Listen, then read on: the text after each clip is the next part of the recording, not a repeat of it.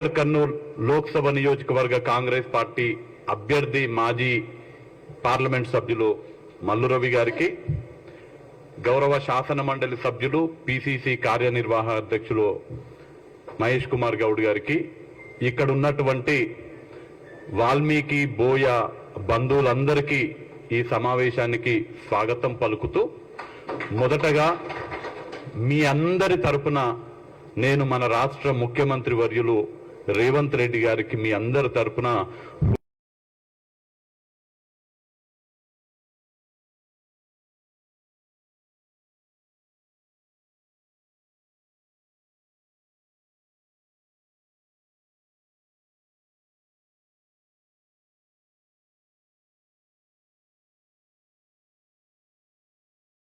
ఒక కాగితం ఇవ్వాలంటే ముఖ్యమంత్రి ఎక్కడుంటాడో తెలియదు, సచివాలయం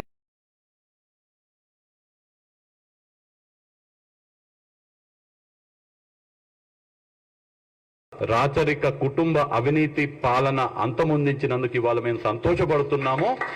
మేము మా ముఖ్యమంత్రిని కలుస్తామని మీరు అడగంగానే ఒక్క క్షణం కూడా ఆలస్యం కాకుండా మన కోసం సమయం ఇచ్చినటువంటి ముఖ్యమంత్రి గారికి మనస్ఫూర్తిగా కృతజ్ఞతలు తెలియజేసుకుంటూ, మొదట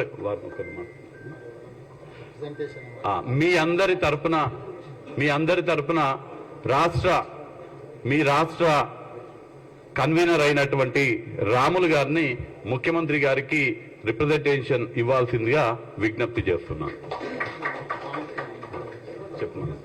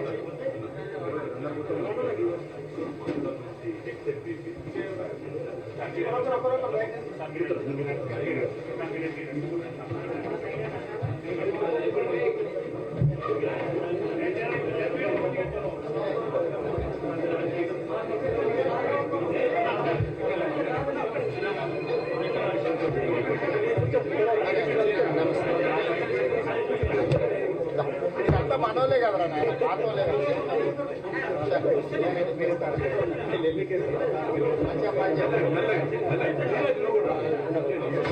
అన్న కలిసిన వాళ్ళే వెళ్ళండి, కొత్త వాళ్ళకి అవగాహన అందరూ మనోలే కదా.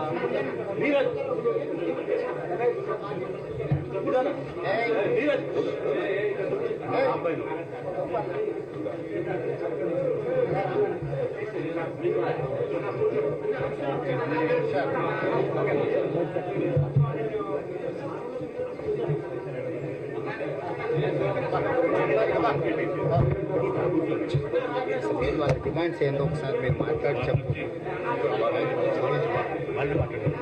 వాళ్ళు ఉపన్యాసాలు ఏది పడతారు ఏది పడతారు మాట్లాడి తిరుగుకుంటాం. ఇది కాంగ్రెస్ కాగితం తీసుకోండి, ఆ కాగితం సార్కి, మీ రిప్రజెంటేషన్ సార్కి మీరు కూర్చో.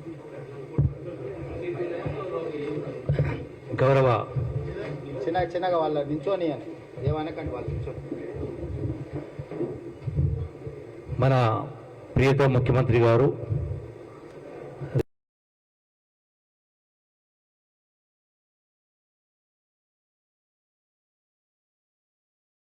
వంశేంద్రుడు గారు, అట్లాగే నాగర్ కర్నూలు పార్లమెంట్ సభ్యులు మల్లు రవి గారు, గౌరవ సహచర మంత్రివర్యులు పూర్ణం ప్రభాకర్ గారు, పెద్దలు చిన్నారెడ్డి గారు, అలాగే వర్కింగ్ ప్రెసిడెంట్ మహేష్ కుమార్ గౌడ్ గారు, విజయించినటువంటి వాల్మీకి సోదరులందరికీ హృదయపూర్వక నమస్కారం తెలియజేసుకుంటూ, ముఖ్యమంత్రి గారు మీకందరికీ అందరూ సుపరిచితులే. వాల్మీకులకు సంబంధించి ఒక వృత్తి అంటూ లేనటువంటి పరిస్థితి ఉన్నది. వాళ్ళకు వేరే ఆధారం కానీ ఏమీ లేని సందర్భంలో వాళ్ళ మొదటి డిమాండు వాల్మీకులకు సంబంధించి రిజర్వేషన్, అంటే ఎస్టీస్గా రిజర్వేషన్ కావాలన్నటువంటి డిమాండ్ ఎప్పటి నుంచో ఉన్నది. ఒకటి, ఆ డిమాండ్ నెరవేర్చే ప్రయత్నం గతంలోనే మన కాంగ్రెస్ ప్రభుత్వం కూడా అసెంబ్లీలో తీర్మానం కూడా చేయడం జరిగింది. దాన్ని ముందుకు తీసుకెళ్లే కార్యక్రమం చేయాలి ఒకటి.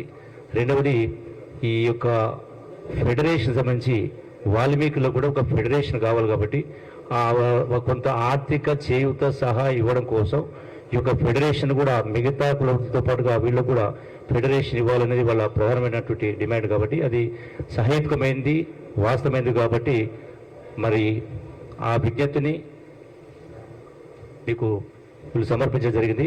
దాన్ని మన వంతు ప్రయత్నం చేసి మీరు తక్షణమే దీన్ని కూడా ఈ యొక్క ఫెడరేషన్ కూడా ఇంక్లూడ్ చేయాలని చెప్పని విజ్ఞప్తి చేస్తా ఉన్నాం. పాలమూరు జిల్లాతో పాటుగా మొత్తం యావత్ తెలంగాణలో వాల్మీకి ఎక్కడ ఉన్నా వాళ్ళందరికీ సహాయం జరగాలన్నట్టు ఆలోచన.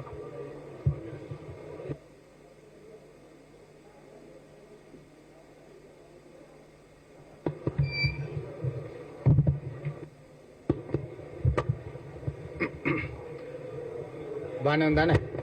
ఓకేనా? మీడియా మిత్రులకు, మంత్రివర్యులు జూపల్లి కృష్ణారావు గారికి, డాక్టర్ మల్లు రవి నాగర్ కర్నూలు పార్లమెంట్ అభ్యర్థి, మంత్రివర్యులు పొన్నం ప్రభాకర్ గారు, మహబూబ్ నగర్ పార్లమెంట్ కాంగ్రెస్ సభ్యులు మిత్రుడు వంశీచంద్ రెడ్డి గారు, పెద్దలు చిన్న, ఇక్కడికి వచ్చిన వాల్మీకి బోయ సోదరులందరికీ కూడా నమస్కారం. ముందు నుంచి వాల్మీకి బోయల పట్ల కాంగ్రెస్ పార్టీకి ప్రత్యేకమైన అభిమానం, ప్రత్యేకమైన కార్యాచరణ కాంగ్రెస్ పార్టీ ఉన్నప్పుడే అమలు జరిగింది. కర్ణాటక రాష్ట్రంలో ఈరోజు మీరు రిజర్వేషన్లు ఉన్నా అవి కాంగ్రెస్ పార్టీ ఇచ్చిన రిజర్వేషనే.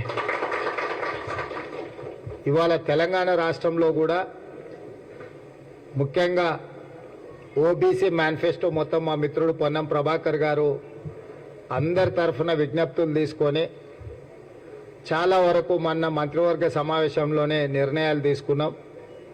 ఇంకా కొన్ని నిర్ణయాలు తీసుకోవాల్సినవి ఉన్నాయి. ఇప్పుడు ఎన్నికల కోడ్ ఉంది కాబట్టి ఆ నిర్ణయాలు తీసుకోలేకపోయినాం.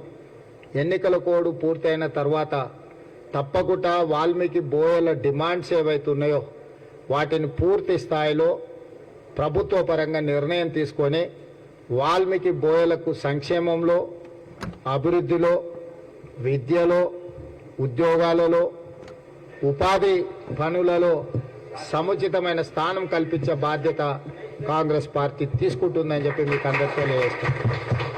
అదేవిధంగా ఈ సమావేశం తర్వాత మీకు సంబంధించిన ప్రతినిధులు డాక్టర్ మల్లు రవి గారు, వంశీచంద్ రెడ్డి గారిని తీసుకొని మంత్రులు పొన్నం ప్రభాకర్ గారి దగ్గరికి వెళ్ళి ప్రత్యేకంగా కూర్చోండి, వివరాలు పూర్తిగా అందించండి. ఎట్లెట్లా దీర్ఘకాలికంగా మన సమస్యలు వాయిదా పడుకుంటూ వస్తున్నాయో వీటి పరిష్కారానికి మనం తీసుకోవాల్సిన నిర్ణయాలు, ప్రభుత్వం వైపు నుంచి మేము చేపట్టవలసిన చర్యలను అన్నిటిని కూడా మంత్రి గారితో మాట్లాడి వాటిని ఒక కొలిక్కి పట్టుకొని రండి.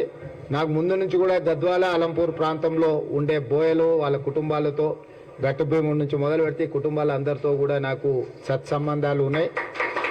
వనపర్తిలో కూడా చాలామంది నేను చదువుకున్నది కూడా మీకు తెలుసు, బోయ మచాన వాళ్ళ ఇంట్లోనే ఉండే మీకు తెలుసు. నాకు మీ సమస్యల పట్ల అవగాహన ఉన్నది. మీ సమస్యల్ని పరిష్కరించాలన్న సానుభూతి, ఆలోచన కూడా ప్రభుత్వానికి ఉన్నది. అయితే ఇక మీరు వాళ్ళను వీళ్ళను అటువైపు ఇటువైపు చూడకుండా 100% కాంగ్రెస్ పార్టీతో మీరు ఉండండి. మొన్నటి ఎన్నికలలో కొంచెం అట్లా కొంచెం ఇట్లా ఉన్నా మరి ఇవాళ ప్రభుత్వం కూడా వచ్చింది. అప్పుడు మీకు ఏదైనా కొంచెం ఏమైనా అనుమానం ఉండొచ్చు మనసులో, ప్రభుత్వం వస్తుందో రాదో, అందరం ఒక దిక్కుంటే పడవెక్కి మనం తెప్పెక్కి లోపలికి పోతే తెప్ప మునిగితే అందరం పోతామేమో అని మీకు ఏమన్నా అనుమానం ఉండేనేమో.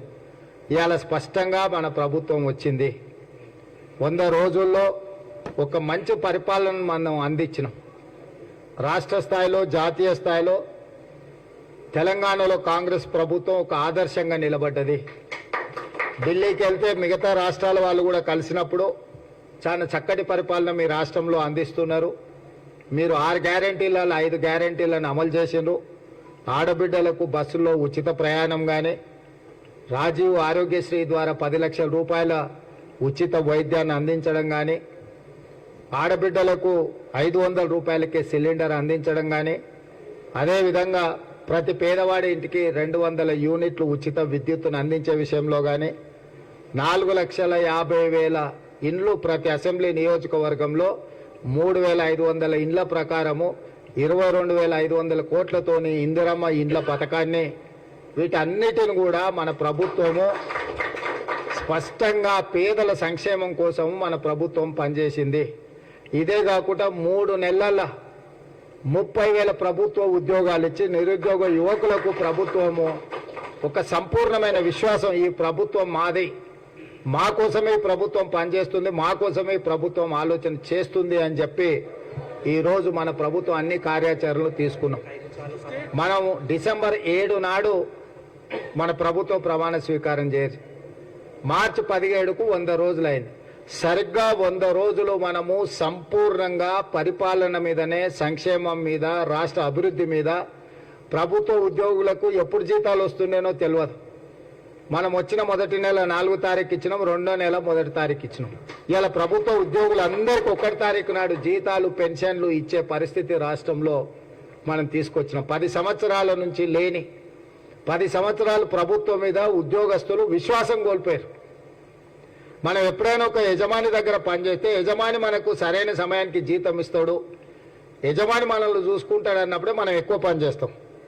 తిండి పెడతాడో పెట్టాడో, జీతం ఇస్తాడో ఇయ్యాడో అని అంటే ఎట్లకెళ్ళి కష్టపడతాం మనం. అందుకే ప్రభుత్వ ఉద్యోగస్తులందరికీ 1వ తారీఖు నాడు జీతం, 1వ తారీఖు నాడు పెన్షన్ ఇచ్చే విధానాన్ని మనం తీసుకొచ్చి అందరికీ ఒక విశ్వాసాన్ని కల్పించినాం.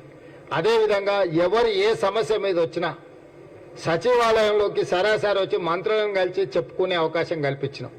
ముఖ్యమంత్రిగా నేను ముఖ్యమంత్రి కార్యాలయంలో ప్రతిరోజు కలుస్తున్నా.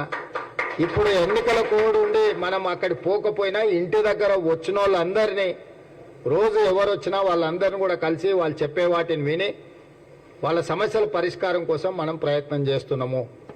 అంటే ఎన్నికల కంటే ముందు మనం ఏదైతే మాట ఇచ్చినామో, గడీల పాలన పోవాలి, ప్రజాపాలన రావాలి అని ఏదైతే మీరు కోరుకున్నారో, గడీలను బద్దలు కొట్టి ప్రజాపాలన తీసుకొచ్చి ప్రజలకు పరిపాలనను అందుబాటులోకి తెచ్చినాం.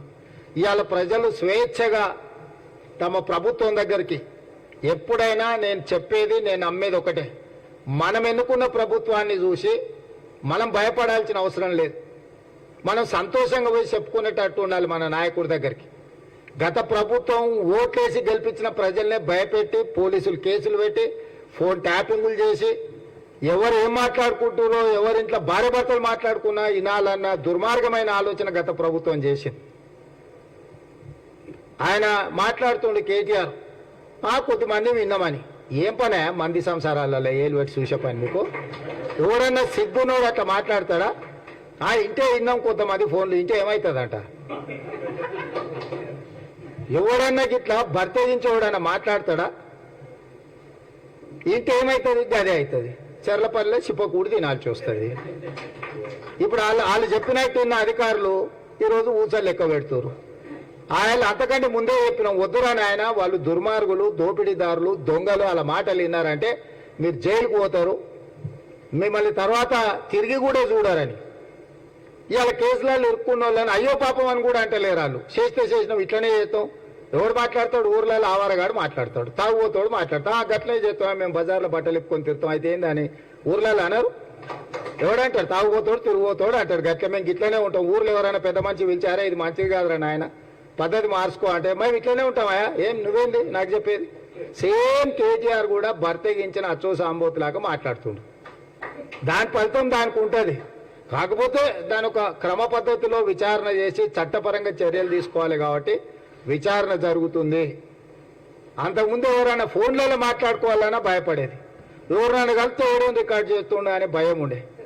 ఇవాళ ఎవరైనా స్వేచ్ఛగా వాళ్ళ జీవితాలలో వాళ్ళు స్వేచ్ఛగా మాట్లాడుకునే పరిస్థితి రాష్ట్రంలో స్వేచ్ఛ తీసుకొచ్చినాము. ఇవాళ ఏదున్నా సచివాలయానికి వెళ్ళి మనం చెప్పుకునే పరిస్థితి ఉంది. అందుకే ఇవాళ నిన్న ఎమ్మెల్సీ ఎన్నికలు జరిగినాయి. ఓటు విలువ నాకు తెలుసు కాబట్టి ఢిల్లీ నుంచి వచ్చి సుప్రీంకోర్టు చీఫ్ జస్టిస్ను కలిసి అక్కడ నుంచి సరాసరి కొడంగల్ పోయి కొడంగల్ ఓటేసి మళ్ళీ అక్కడ మా వాళ్ళు అందరినీ కలిసి ఓ రోజంతా కూర్చొని వాళ్ళతో మాట్లాడి మంచి చెడ్డ యోగక్షేమాలు కనుక్కొని వచ్చిన. ఓటు ఎంత విలువైందని అంటే మనల్ని ఏలే వాళ్ళని ఎన్నుకునేది మనమే.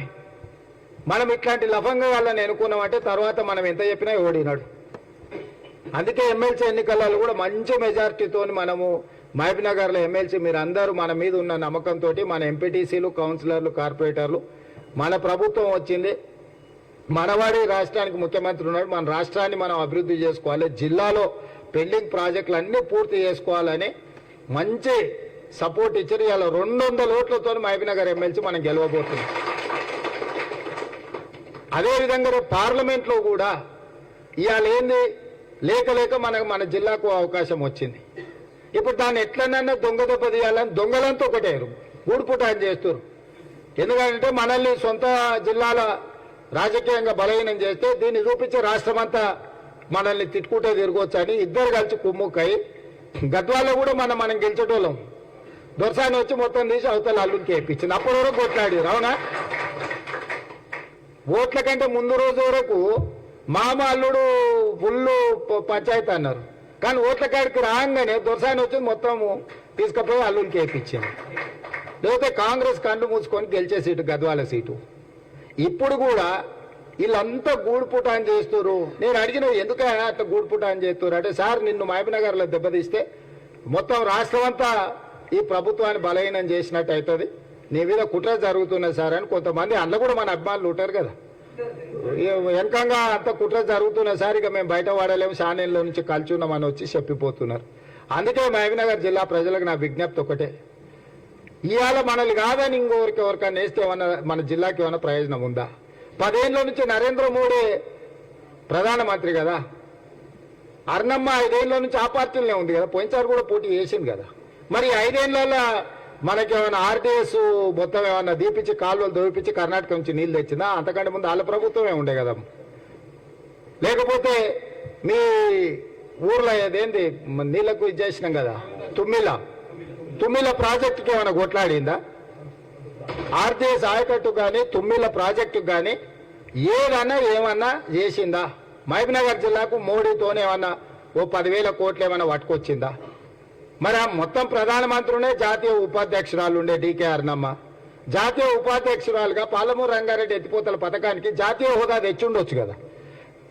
నువ్వు మాత్రం జాతీయ ఉపాధ్యక్షురాలు తెచ్చుకున్నావు, మహబూబ్నగర్కు పాలమూరు రంగారెడ్డి ఎత్తిపోతలకు మాత్రం జాతీయ హోదా ప్రాజెక్టుకు తీసుకురాలే. 10 పైసలు ఏమన్నా తెచ్చిండ్రా? మరి ఇవాళ ఎక్కడ తిరిగి ఇంత మంచి జరిగింది, పాలమూరు బాగుపడేటట్టుంది, దీన్ని ఎట్లన్నా ఖతం చేయాలని చెప్పి ఇవాళ వంశీచంద్రెడ్డి మీద డాక్టర్ మల్లురావు గారి మీద కోపం కాదు, రేవంత్ రెడ్డిని దెబ్బతీయాలి. ఎట్లనైనా చేసి దెబ్బతీయాలంటే పార్లమెంట్లో మనం కింద మీద చేయాలని పని కట్టుకొని టీఆర్ఎస్ వాళ్ళు బీజేపీ వాళ్ళు కూడా వలుకొని మాట్లాడి చేస్తారు. మన గద్వాలో ఏం జరిగిందో మీరు ఒకసారి ఆలోచన చేయరు. నేను కొత్తగా చెప్పను, మన కార్యకర్తలు లేకపోతే అభిమానులు ఇన్నే ఉండరు కదా, మీరు చూడండి గద్వాల బంగ్లోళ్ళు ఇన్నేళ్ళు కొట్లాడినరు. మన ఎన్నికలు రాగానే కాంగ్రెస్ ఓడగొట్టడానికే బంగ్లోళ్ళు అంతా ఒకటైనరా లేదా? మరి ఒకరు టీఆర్ఎస్ ఒకరు బీజేపీ కదా, ఎట్లా ఒకటవుతారు? ఇప్పుడు జిల్లాలో కూడా గదే బంగ్లా రాజకీయం నడుస్తుంది. ఇద్దరు అడ్జస్ట్మెంట్లా ఎట్లైనా చేసి కాంగ్రెస్ పార్టీని దొంగ దెబ్బతీయాలి. కాంగ్రెస్ పార్టీని దెబ్బతీస్తే రేవంత్ రెడ్డిని బయట అంతా అడగొచ్చు, నీ సొంత జిల్లాల్లో గెలవలేదు నువ్వేం దాన్ని? ఎందుకు మహబూబ్నగర్ జిల్లాలో కాంగ్రెస్ పార్టీని ఓడగొట్టాలి అడగండి. ఎందుకు ఆర్టీసీ బస్సులలో ఆడబిడ్డలకు ఉచిత ప్రయాణం ఇచ్చినందుకు ఓడగొట్టాలనా? రాజీవ్ ఆరోగ్యశ్రీలో 10 లక్షల రూపాయలు ఇచ్చినందుకు ఓడగొట్టాలనా? 500 రూపాయలకే సిలిండర్ ఇచ్చినందుకు ఓడగొట్టాలనా? 200 యూనిట్లు ప్రతి పేదోళ్ళింటి కరెంట్ ఇచ్చినందుకు ఓడగొట్టాలనా? ఇందిరమ్మ ఇండ్లు లక్షల కొద్ది ఇండ్లు ఇచ్చినందుకు ఓడగొట్టాలనా? లేకపోతే నారాయణపేట కోడంగల్ ఎత్తిపోతల పథకాన్ని తీసుకొచ్చినందుకు ఓడగొట్టాలనా? Medical college, engineering college, veterinary college, degree college, junior కాలేజీలు ఇవన్నీ తెచ్చినందుకు ఓడగొట్టాలనా? దేనికోసం ఓడగొట్టాలి? మహబూబ్నగర్ చించోలి రోడ్డు వేగంగా పనులు చేయించినందుకు ఓడగొట్టాలనా?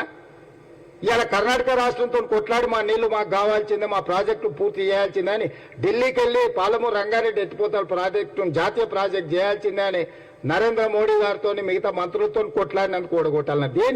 దేనికి మహబూబ్నగర్లో కాంగ్రెస్ పార్టీని కాదని ఓటేయాలి? ఏ మోకం పెట్టుకొని బీజేపీ వాళ్ళు ఓటు అడుగుతుండ్రు? 10 ఏళ్ళు ఆయన్నే ప్రధానమంత్రి, ఇంకేమవుతాడు? చంద్రమండలానికి రాజవుతాడా మోడీ? ఇప్పుడు మహబూబ్నగర్లో బీజేపీ ఓటేస్తే ఏమవుతాడు? ఆయన చంద్రమండలానికి రాజై మనకు పనులు చేస్తాడా? వాళ్ళు ఈడు ఉండేటోళ్ళు కాదు, ఓట్ల కోసం వచ్చేటోళ్ళు పోయేటోళ్ళు. సంక్రాంతి పూటగా గంగరేతులో లాగానే బీజేపీ వాళ్ళు అంటే ఉండేది మనం, చేసేది మనం. 14లో 12 ఎమ్మెల్యేలు గెలిపించారు మీరు అందరూ అనుకుంటే. 2 చిన్న చిన్న తప్పుదాలతో తప్పు జరిగింది.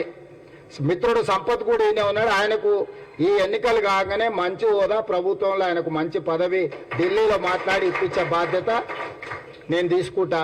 ఢిల్లీలో పోయి మల్లికార్జున్ ఖర్గే గారు ఎట్లాగో ఆయనకు దగ్గరనే, ఆయన పెంపుడు కొడుకే ఖర్గే గారికి. రాహుల్ గాంధీ మేడంతో మాట్లాడి సంపత్ కూడా ప్రభుత్వంలో ఒక మంచి హోదా కల్పించే ఏర్పాటు చేపిస్తా.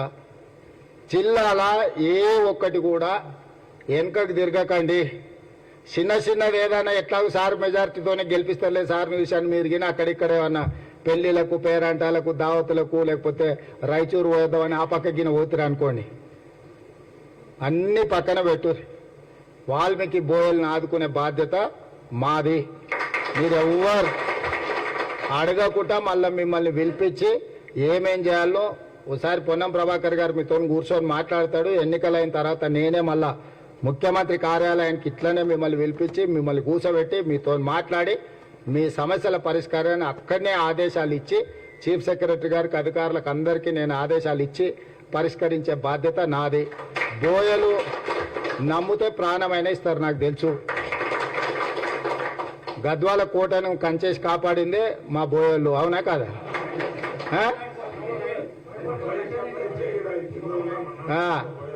కాబట్టి మాట ఇస్తే మాట ఇచ్చిన మాటకు నిలబడతారు, ప్రాణం పోయినా మాటకు నిలబడతారు.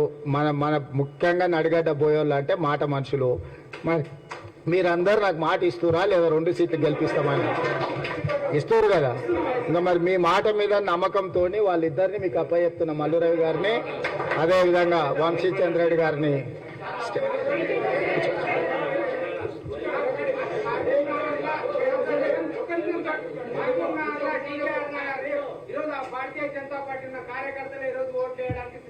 Okay okay okay. సో ఇవాళ మీ ఇద్దరికి బాధ్యత, ఎందుకంటే రాష్ట్రం అంతా నేను తిరిగే పని ఉన్నది. మీకు తెలుసు నేను కొంత సమయం ఎక్కువ ఇవ్వలేను. ఇప్పుడు అన్ని దగ్గరలో నన్నే రమ్మంటారు, మీకు తెలుసు కదా. పోకపోతే ఏమంటారు, సార్ ఆయన జిల్లా మీదనే ప్రేమ ఎక్కువ ఉన్నది, వాళ్ళు పట్టించుకుంటలేరు అనే ప్రమాదం ఉంటుంది. రాష్ట్రం అంతా నేను తిరిగినా, ఎప్పుడు వీలు చిక్కినా నేను వస్తా, మాట్లాడతా. మళ్ళీ నడిగడ్డ ప్రాంతంలో మనం సభ పెట్టుకుందాం. మక్తలు, నారాయణపేట ఈ ప్రాంతంలో కూడా మనోళ్ళందరికి, చుట్టాలోళ్ళందరికీ చెప్పుండ్రి. ఎంపీపీ గారు నువ్వు నీ బాధ్యత మక్తలు, నారాయణపేట ఈ పక్కనంతా మొత్తం మనోళ్ళని అందరినీ ఒక దిక్కు తీసుకురా. ఈసారి మనకు మంచి రోజులు వస్తున్నాయి. రేపు బోయలకు కూడా ప్రభుత్వంలో మంచి హోదా ఇచ్చే బాధ్యత నాది. కేసీఆర్ లాగా మాటలు చెప్పి మోసం చేసేది మన దగ్గర లేదు. ఇలా కష్టపడ్డ వాళ్ళందరికీ మనం ఏదో ఒక బాధ్యత, పదవి ఇచ్చుకుంటూనే వస్తున్నాం. మీరు చూసిండ్రు కదా. రేపైనా బోయలు కాంగ్రెస్కి అండగా నిలబడండి. మిమ్మల్ని ఆదుకొని మీ సమస్యల్ని పరిష్కరించే బాధ్యత కాంగ్రెస్ పార్టీ తీసుకుంటుంది. మళ్ళీ నడిగడ్డకి వచ్చి మీతో సమావేశం పెడతా. ఈ లోపల మంత్రి గారిని కలవండి అని మీ అందరు తెలియజేస్తూ మీ దగ్గర సెలవు తీసుకుంటున్నాను.